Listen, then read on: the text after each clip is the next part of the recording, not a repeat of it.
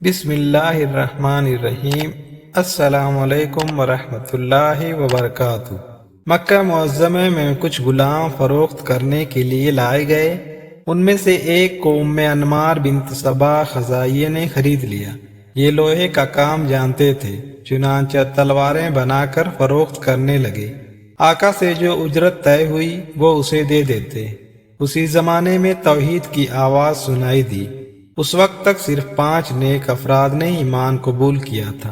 وہ 5 یہ تھے: حضرت خدیجۃ الکبریٰ رضی اللہ تعالیٰ عنہ، حضرت ابو بکر صدیق رضی اللہ عنہ، حضرت علی رضی اللہ عنہ، حضرت زید بن حارثہ رضی اللہ عنہ اور حضرت ابو ذر غفاری رضی اللہ عنہ۔ مکہ کی فضا اس وقت بہت خراب تھی۔ مشرکین اسلام کا نام تک لینا گوارا نہیں کرتے تھے۔ سچ یہی ہے کہ اس وقت اسلام قبول کرنا ہولناک مصیبتوں کو دعوت دینے کے برابر تھا۔ بڑے سے بڑا آدمی قریش کے ظلم سے خود کو بچا نہیں پاتا تھا۔ یہ تو پھر غلام تھے، بے یار و مددگار تھے، غریب الوطن تھے، لیکن اللہ تعالیٰ نے انہیں نہایت پاکیزہ فطرت اور شیر جیسا دل عطا فرمایا تھا۔ انہوں نے ہولناک مصیبتوں کے پہاڑوں کی کوئی پرواہ نہ کی اور اسلام قبول کر لیا۔ اس طرح سب سے پہلے ایمان لانے والوں میں شامل ہوئے۔ انہیں چھٹا مسلمان ہونے کا اعزاز حاصل ہے۔ مشکلات اگرچہ منہ کھولے سامنے کھڑی تھی، اور اس وقت مصلحت کا تقاضا یہ تھا کہ اپنے اسلام کو چھپائے رکھیں، لیکن انہوں نے ایک دن بھی چھپا کر نہ رکھا۔ اسی دن اعلان کر دیا، میں مسلمان ہو گیا ہوں۔ اعلان کرنے کی دیر تھی کہ ظلم کا بازار گرم ہو گیا۔ ان کے کپڑے اتروائے گئے، دہکتے انگاروں پر لٹایا گیا، سینے پر بھاری پتھر رکھا گیا۔ کبھی پتھر کی بجائے بڑے بڑے ڈیل ڈول والے مشرک کو ان کے سینے پر بٹھا دیا جاتا تاکہ کروٹ نہ بدل سکے، کمر انگاروں پر ہی ٹکی رہے۔ صبر اور شکر کا یہ پیکر اپنی کمر پر انگاروں کو برداشت کرتا رہا۔ ان کے زخموں سے نکلنے والا خون ان انگاروں کو بجھاتا۔ ان تمام مظالم کے باوجود ان کے قدم نہ ڈگمگائے۔ کفر کی تمام طاقت بیکار ہو کر رہ گئی، وہ ان سے اسلام کو نہ چھڑا سکی۔ ایک دن وہ نبی کریم صلی اللہ علیہ وآلہ وسلم کی خدمت میں حاضر ہوئے۔ آپ صلی اللہ علیہ وآلہ وسلم اس وقت خانہ کعبہ کی دیوار کے سائے میں لیٹے ہوئے تھے۔ نزدیک پہنچ کر انہوں نے عرض کیا، یا رسول اللہ صلی اللہ علیہ وسلم، آپ اللہ تعالیٰ سے ان تکالیف کے خاتمے کی دعا کیوں نہیں کرتے؟ یہ سن کر آپ صلی اللہ علیہ وسلم اٹھ بیٹھے۔ آپ کا چہرہ مبارک سرخ ہو گیا۔ فرمایا، تم سے پہلے زمانے میں ایسے لوگ بھی ہوئے ہیں کہ لوہے کی کنگھیوں سے ان کا گوشت نوچ ڈالا گیا، سوائے ہڈیوں اور پٹھوں کے کچھ نہ چھوڑا گیا۔ ایسی سختیوں کے باوجود انہوں نے دین کو نہ چھوڑا۔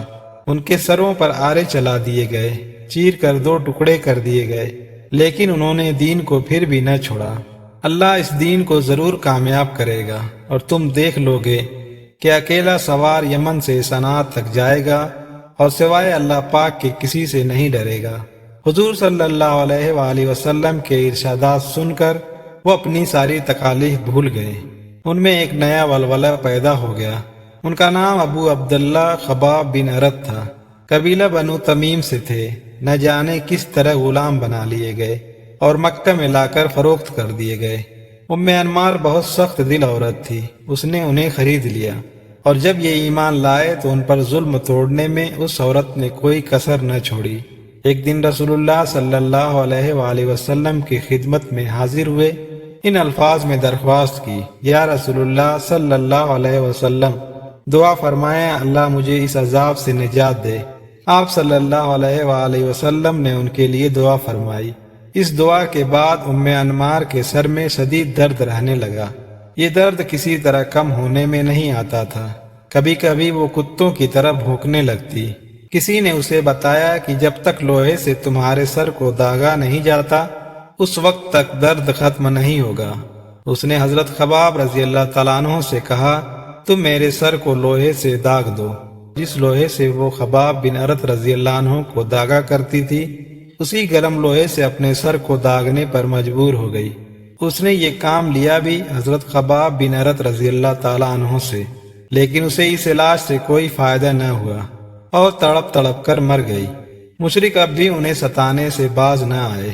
عاص بن وائل کو حضرت خباب بن ارت رضی اللہ عنہ کا کچھ قرض دینا تھا۔ جب یہ اس سے اپنے قرض کا مطالبہ کرتے تو وہ کہتا پہلے محمد صلی اللہ علیہ وسلم کا دین ترک کر دو، پھر تمہاری رقم دوں گا۔ اس کا جواب حضرت خباب بن ارت رضی اللہ عنہ یہ دیتے کہ جب تک تم دوبارہ زندہ ہو کر دنیا میں نہیں آؤ گے میں محمد صلی اللہ علیہ وسلم کا دامن نہیں چھوڑوں گا۔ عاص جواب دیتا تو پھر انتظار کرو، جب میں مر کر دوبارہ زندہ ہوں گا تو تمہارا قرض چکا دوں گا۔ اس طرح مظلوم خباب رضی اللہ عنہ سالہ سال تک ظلم کی چکی میں پستے رہے۔ آخر مدینہ منورہ کی ہجرت کا وقت آ پہنچا۔ پھر غزوات کا سلسلہ شروع ہوا۔ آپ نے تمام غزوات میں شرکت کی، نہایت دلیری سے لڑے۔ خلفائے راشدین کے عہد میں جب فتوحات کے دروازے مسلمانوں پر کھلے تو یہ اکثر رویا کرتے اور فرماتے ہم نے اللہ کی رضا کی خاطر رسول اللہ صلی اللہ علیہ وآلہ وسلم کے ساتھ ہجرت کی اور ہمارا اجر اللہ کے ذمے رہا۔ پھر ہم میں سے بعض تو دنیا سے رخصت ہو گئے اور انہوں نے اپنے اجر کا کچھ بھی پھل نہ کھایا، لیکن بعض کا پھل پک گیا اور وہ اس کو توڑ کر کھا رہے ہیں۔ مصعب بن عمیر رضی اللہ عنہ نے احد میں شہادت پائی تو انہیں کفن دینے کے لیے ایک چھوٹی سی چادر کے سوا ہمارے پاس کچھ نہیں تھا۔ آج یہ حال ہے کہ اللہ کا فضل ہم پر بارش کی طرح برس رہا ہے۔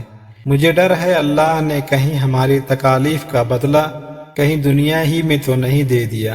اس ڈر سے روتے تھے کہ کہیں ہماری قربانیوں کا اجر ہمیں دنیا میں نہ مل جائے۔ آپ نے بالکل ابتدائی دنوں میں قرآن مجید پڑھ لیا تھا۔ حضرت عمر رضی اللہ عنہ کے اسلام قبول کرنے والے واقعے میں حضرت خباب بن ارت رضی اللہ عنہ کا نام آتا ہے۔ یہ اس وقت حضرت عمر رضی اللہ عنہ کی بہن اور بہنوئی حضرت فاطمہ اور سعید بن زید رضی اللہ عنہ کے گھر میں تھے، انہیں قرآن کی تعلیم دے رہے تھے۔ حضرت عمر رضی اللہ عنہ کی آمد پر یہ مکان میں کہیں چھپ گئے۔ پھر جب حضرت عمر رضی اللہ عنہ نے قرآن سنانے کی خواہش ظاہر کی تب یہ کونے سے نکل کر سامنے آ گئے اور فرمایا تھا اے عمر تمہیں بشارت ہو، کل میں نے حضور نبی کریم صلی اللہ علیہ وآلہ وسلم کو دعا مانگتے سنا تھا کہ الہی عمر اور ابو جہل میں سے جو تجھے پسند ہو اس سے اسلام کو قوت عطا فرما۔ لہذا معلوم ہوتا ہے کہ اللہ کے رسول صلی اللہ علیہ وسلم کی دعا تمہارے حق میں قبول ہو گئی ہے۔ حضرت عمر رضی اللہ عنہ اور دوسرے تمام صحابہ کرام آپ کی بہت عزت کرتے تھے۔ کبھی اٹھنے بیٹھنے کا اتفاق ہوتا تو حضرت عمر رضی اللہ عنہ ان سے قریش کے ظلم کی تفصیلات سنا کرتے تھے۔ ایک دن حضرت خباب بن ارت رضی اللہ عنہ نے اپنی کمر سے کپڑا اٹھا دیا۔ حضرت عمر رضی اللہ عنہ یہ دیکھ کر حیرت زدہ رہ گئے کہ ساری کمر اس طرح سفید تھی جیسے برس کے مریض کی جلد سفید ہوتی ہے، یعنی کمر پر کوئی جگہ ایسی نہیں تھی جہاں جلائے جانے کا نشان موجود نہ ہو۔ آخری عمر میں آپ کوفہ میں آ گئے تھے، وہیں 37 ہجری میں شدید بیمار ہوئے۔ وفات سے کچھ پہلے ان کے سامنے ان کا کفن لایا گیا، اس کو دیکھ کر فرمایا یہ تو پورا کفن ہے۔ حضرت حمزہ رضی اللہ تعالیٰ عنہ کو ایک چھوٹی سی چادر میں کفن دیا گیا تھا۔ پیر ڈھانکے جاتے تو سر کھل جاتا، سر ڈھانکا جاتا تو پاؤں کھل جاتے۔ آخر ہم نے ان کے پاؤں کو گھاس سے ڈھانپا تھا۔ پھر انہوں نے وصیت فرمائی مجھے شہر کے اندر دفن نہ کرنا، میری قبر شہر سے باہر کھلے میدان میں بنانا۔ اس وصیت کے بعد وہ دنیا سے رخصت ہو گئے۔ حضرت علی رضی اللہ تعالیٰ عنہ نے نماز جنازہ پڑھائی۔ اللہ کی ان پر ہزارہ رحمتیں ہوں، آمین یا رب العالمین۔